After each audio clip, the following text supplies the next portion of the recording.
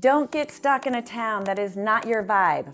I'm spilling the tea on the distinct personalities of the three main towns in Southern Oregon: Ashland, Medford, and Grants Pass. Hey everyone, I'm Simona Fino, and welcome to Living Southern Oregon. All right, if you're considering a move this way, the town you choose could make you happy or real sad. So today, I'm going to share what the differences are with each town, what makes them unique, and the overall vibe of each town. And hopefully, by the time I'm done, you're going to have a good sense of which town fits you best. All right, let's start with Ashland, and we'll work our way north. Ashland has been compared to places like Berkeley, California, or Asheville, North Carolina. Though it's not nearly as big of either of those towns, it does have some similarities. Ashland is progressive, and maybe it views itself as more progressive than it actually is. Ashlanders view themselves as welcoming of people of all races, sexualities, and backgrounds. And of all the towns in Southern Oregon, it is very likely one of the most diverse in those ways. Now, I think a lot of this has to do with the Oregon Shakespeare Festival that serves up some incredible theater. And with theater often comes queer people and people of color. Now, I heard a Black comedian once say about Asheville, North Carolina, that they had more Black Lives Matter signs than they did Black people. That cracked me up, and I think that the same can probably be said for Ashland. So while it's not exactly diverse in the same ways as a big city is, I do think overall it's a more welcoming community to people of color and queers alike. Ashland is also progressive politically, and you're going to see evidence of that in the lack of Trump signage around town. You're also going to find that Ashland has a strong back-to-the-earth, granola, hippie vibe going out. It's here that you're going to find all your crystals and chakra healings, organic produce, wild-crafted herbs, and all of those other things that are associated with a natural lifestyle. Ashland is also a wealthier community than the majority of towns in Southern Oregon.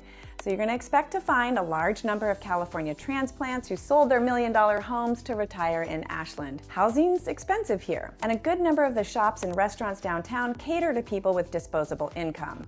Now, one thing I do hear occasionally from people who don't live in Ashland is that Ashlanders are a little uppity or snobby or maybe too good for the rest of Southern Oregon. They think their town is more superior and they can't imagine living anywhere else. Now, I'm not gonna lie, I've gotten that same vibe from a few Ashlanders, but I will say that when walking downtown Ashland as a white woman, I enjoy the overall vibe and the fact that I can pretty much walk anywhere in town and feel safe. Downtown is also really beautiful. There's brick buildings, Lithia Park, the creek, plenty of trees, surrounding mountains, and all of that makes it all the more lovely to spend time in. And I'm someone who enjoys theater, dancing, and good food, so I get out to Ashland fairly often to enjoy those things. All right, up next is Medford. Now, Medford's kind of hard to put a vibe to because there's not really a specific type of vibe. Now, when you walk through downtown Medford, you'll encounter an array of restaurants and shops that are trying to be downtown, and they are in downtown, but it just doesn't have a downtown feel. Now, don't get me wrong, there are some great restaurants and cafes in downtown Medford, but it's not like anyone ever says, let's go downtown. Instead, you pick a spot and you go to it because you want to go to that spot. So if I had to label Medford with a vibe, it'd be practical. It has a number of nice neighborhoods, great shopping like Costco, Target, Trader Joe's.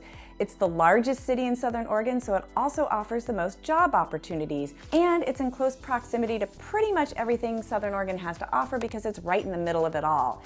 So it's large enough to have a little more diversity than anywhere else in the Rogue Valley, but it doesn't necessarily define itself as being diverse. The political leanings tend toward the conservative, but there's definitely a large progressive population.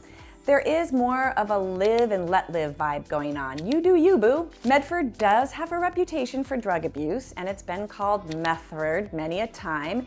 And while there is visual evidence of drug use, I wouldn't say it's a drug community. These are issues everyone is aware of, and the town's working on dealing with it as best they can. Again, there's that vibe of live and let live. So if you're wanting to move to Southern Oregon and you want to be in the center of it all, Medford is your spot. And if you end up moving somewhere else, it's very likely you'll still be coming to Medford for shopping, healthcare, or when you need a flight out of the Rogue Valley. And yes, I spend a decent amount of time in Medford doing all of those things and more. All right, next, Grants Pass, which is where I currently live. Now, Grants Pass has a quaint, small town vibe with some of the urban issues you wish had already been solved, namely the houseless population and the drug zombies walking around town.